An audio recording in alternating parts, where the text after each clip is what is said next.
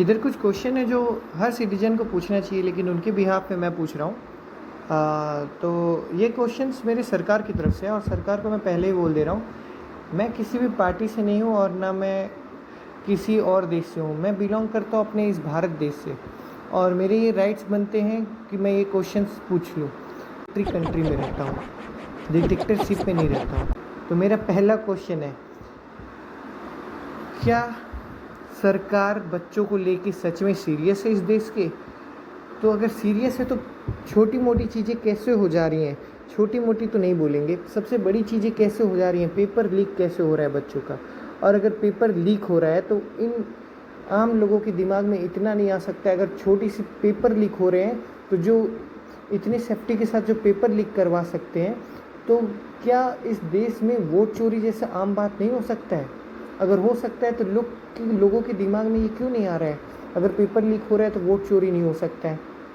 दूसरा क्वेश्चन है, क्या E20 फ्यूल सच में बेनिफिट कर रहा है आम जनता को? अगर कर रहा है तो किस बेसिस पे कर रहा है? और अगर नहीं कर रहा है, अगर मैं अपनी कार में E20 पेट्रोल डलवा रहा हूँ और मेरी कार बिगड़ गई तो कौन उसका रिस्पॉन्सिबिलिटी ले रहा है? क्या गवर्नमेंट लेगी रिस्पॉन्सिबिलिटी? नहीं लेगी, मैं खुद लूँगा। तो ये किस हिसाब से बेसिस पे कर रहा है? क्या ये पेट्रोल सस्ता है जिसकी वजह से मुझे फ़ायदा हो? मुझे तो नहीं लगता ये पेट्रोल सस्ता है E20, ये तो और महंगा पड़ रहा है मुझे। तो ये किस हिसाब से मुझे बेनिफिट कर रहा है और क्यों इंट्रोड्यूस करवाया गया? अगर रही बात इंट्रोड्यूस करवाने की कि पेट्रोल महंगा हो गया, मिडिल ईस्ट में फ़ाइट चल रही है इसलिए इंट्रोड्यूस करवाएं, तो ये बहुत ज़्यादा सेली पॉइंट होगा सरकार का जो उत्तर दे रही है आम जनता को। और अगर E20 आ भी रहा है तो किस कंपनी से आ रहा है और कितने लोगों ने इसे अप्रूव किया? अगर आप बोल रहे हो कि मैं नेचर को प्रिवेंट करना चाहता हूँ इसलिए अप्रूव करना चाहता हूँ, तो उस नेचर को प्रिवेंट क्यों नहीं कर रहे हो जहाँ पहले से ही बहुत सारे पेड़ लग रखे हैं, आप उसे कटवा के बड़े बड़ी चीज़ें बनवा रहे हो? उसे प्रिवेंट करें ना, पहले प्रिजर्व करें, फिर बाद में हम देख लेंगे इसे कैसे प्रिजर्व करना है। दूसरा क्वेश्चन, क्या इंडिया का एजुकेशन सिस्टम एक मजाक बन चुका है? मुझे तो लगता है एक मजाक बन चुका है, क्योंकि जो टीचर हमें पढ़ाते हैं उन्हीं के पास एथिकेट्स नहीं है बच्चों से कैसे बात करें। बोला जाता है जितने एजुकेटेड पर्सन रहते हैं उतने वेल नो से बात करते हैं, लेकिन मेरे मैथ के टीचर, और मैथ के टीचर तो छोड़ो, मेरे जितने भी टीचर आज तक मुझे पढ़ाए हैं उतने टीचर्स के अंदर बात करने की तमीज़ नहीं थी। वो ऐसे बात करते हैं जैसे वो टॉप पे हैं, बच्चे चूतियाँ हैं। क्या ऐसे होती है पढ़ाई? नहीं होती है। मैं मतलब अपने ऑब्जर्वेशन से बोल रहा हूँ। तो क्या ये सच में एक मजाक बन चुका है स्कूल की पढ़ाई? हाँ, रही बात अगर लोगों का क्वेश्चन है कि स्कूल में ऐसी चीज़ें पढ़ाई जाती है जो हमारी रियल लाइफ में काम नहीं आती, बहुत काम आती है। उन लोगों को अब कैसे वो काम आएगी अगर उन लोगों को करना है कुछ और काम, मतलब ऐसे।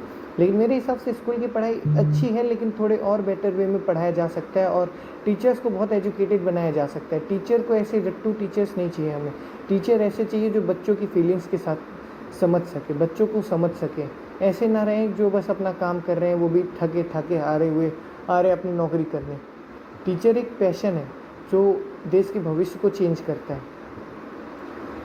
और अब चौथा क्वेश्चन, हमें एजुकेशन सिस्टम में कुछ चेंजेस करने चाहिए। पहला चेंजेस, बच्चों को रियल लाइफ वैल्यूएबल थिंग्स समझाने चाहिए। सबसे पहले हमें रिस्पेक्ट और डस्टबिन का यूज़ करना सिखाना चाहिए। ये बहुत छोटी चीज़ है जो लोग सोचेंगे कि क्यों सिखाना चाहिए, ये तो वैसी चीज़ हो गई। हमें जापान जैसे कंट्री से हमें सीखना चाहिए कि 1 से लेकर 5 तक बच्चों को प्रेस करना, कपड़ा फोल्ड करना, रूम साफ़ करना, बेसिक अंडरस्टैंडिंग, रोड पे चलना, बात करना, बेसिक चीज़ें आएँ। क्योंकि भारत में अगर किसी भी बच्चों से बात किया जाए तो वो बच्चा मुस्कुराने लगता है जैसे बहुत छोटा है। और रही बात, मैं किसी और देश की बात नहीं करूँगा, ये बस वैसी बात हो गई जैसे मैं किसी और देश से कंपेयर कर रहा हूँ, लेकिन ये बहुत सेली पॉइंट हो जाएगा ना। हर देश का अपना अलग अलग वैल्यूएबल थिंग्स होते हैं जिसके हिसाब से वो बच्चे बिहेव करते हैं। ओके। और मेरे अभी तक के हिसाब से ये क्वेश्चन है, और ये ऐसे क्वेश्चन से मैं बस वीडियो ऑन किया और बता दिया, मैं कोई भी रिसर्च नहीं किया, बस मेरी थिंकिंग में आया तो मैं पूछ लिया। मेरे हिसाब से पूछना चाहिए सबको। और लोग बहुत ज़्यादा मैनिपुलेटेड है भारत के लोग, क्योंकि मैं बहुत सारी बुक पढ़ा हूँ और एक बुक मैंने पढ़ा था उसमें बहुत अच्छी लाइन मैंने पढ़ी थी कि अगर 100 गधा यूज़ किया, अगर 100 अनपढ़ यूज़ किया, 100 बेवकूफ़ पर्सन एक चीज़ पे अड़े हुए हैं और उस बेवकूफ़ को लीड करने वाला भी बेवकूफ़ है, तो और अगर वो बेवकूफ़ कोई रूल बना दिया तो उन 100 के लिए सही हो जाएगा वो रूल। क्यों? एक बहुत अच्छा एग्जाम्पल देता हूँ। आप कपड़ा पहने हो, शहर में पहने हो, गांव में पहने हो, कहीं भी पहने हो, कोई दिक्कत नहीं।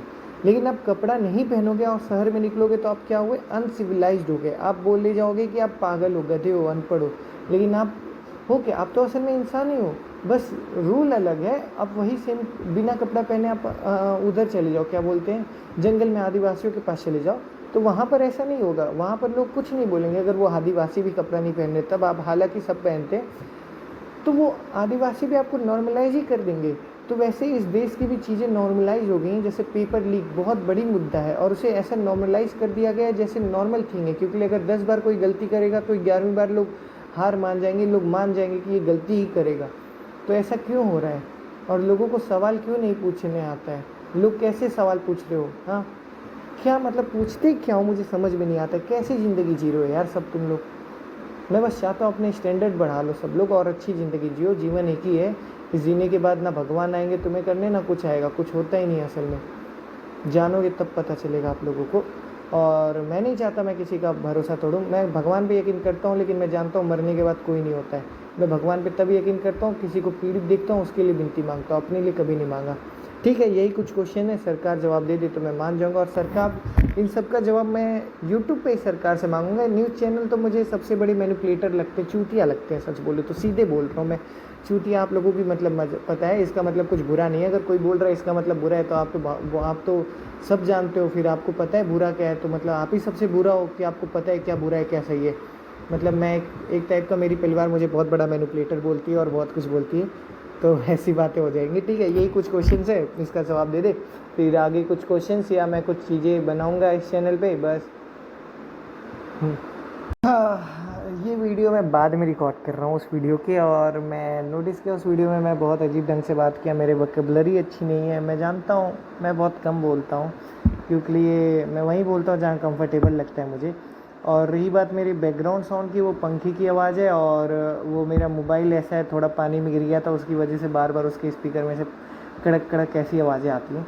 तो बुरा मत मानना और कुछ बुरा मत सोचना, ठीक है। एक ही लाइफ है, एंजॉय करो, कुछ सवाल सरकार जवाब दे दे बस, और फिर बेहतर करो अच्छी ज़िंदगी का। लोगों के पीछे मत जाओ, पैशन के पीछे भागो, अपनी अच्छी ज़िंदगी जियो। एक ही ज़िंदगी है, मरना है, कभी भी मर जाना, मज़े से जियो बस। मैं बहुत मज़े करता हूँ अपनी लाइफ में, इसलिए मैं ऐसे क्वेश्चन पूछता हूँ। और रही बात मेरी लाइफ की, मैं ज़्यादा बड़ा नहीं हूँ एज में, बहुत चीज़ें बोल रहा हूँ। और बुक पढ़ने की बात आई, मेरा फेवरेट तो काम बुक ही पढ़ना है, क्योंकि मैं लोगों से बहुत कम बात करता हूँ, मेरी थिंकिंग लोगों से मैच ही नहीं होती है, पहले ही बता दिया था। और दिन भर मैं अपना काम करता रहता हूँ, सच बोलूँ दिन भर अपना काम करता हूँ, मेरे को उसी में मज़ा आता है बस। ये तो मैं अभी खाली टाइम में वीडियो रिकॉर्ड करके बना रहा हूँ, ऐसे ही वो भी मैं एडिट भी नहीं करूँगा, ऐसे ही अपलोड कर दूँगा। मेरे को एडिट आता भी नहीं है शायद से, हाँ एडिट आता तो मैं एडिट कर लेता, अभी मैं अपलोड कर दूँगा। जानता हूँ उतना वायरल हो या ना हो, क्या लेना देना।